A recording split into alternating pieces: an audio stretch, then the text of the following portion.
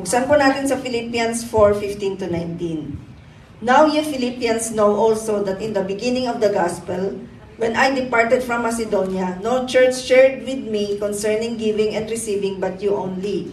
For even in Thessalonica you sent aid once and again for my necessities. Not that I seek the gift, but I seek the fruit that abounds to your account. Indeed, I have all and abound. I am full, having received from Epaphroditus the things sent from you, a sweet smelling aroma, an acceptable sacrifice, well-pleasing to God. And my God shall supply all your need according to His riches in glory by Christ Jesus. Pag inaalala po natin yung verse 19, alalahanin din po natin yung mula verse 15. Bakit po pinagpala ang mga taga-Philippians?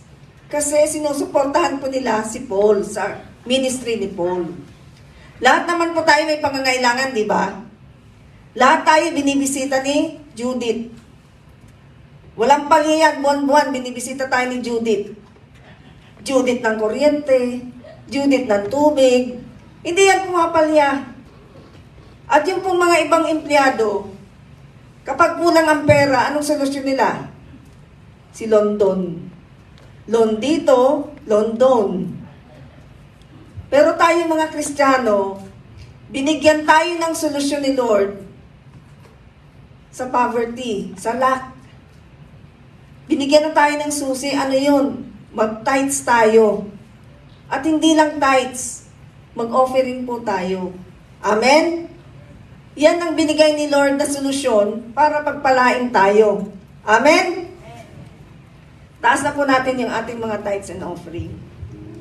Father God, maraming pong salamat, O Diyos, sa iyong katapatan, Panginoon.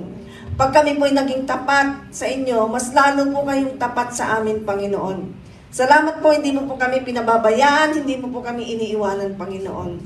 Thank you that you are providing all of our need according to your riches in glory by Christ Jesus. Thank you, Father God, for this morning. In Jesus Christ's name we pray. Amen. Let's come into His presence. Hello.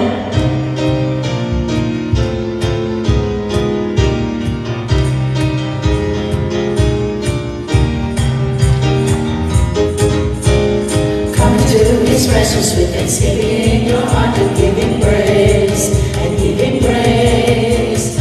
Come to His presence with thanksgiving in your heart, your voices raised, your voices raised. Give glory.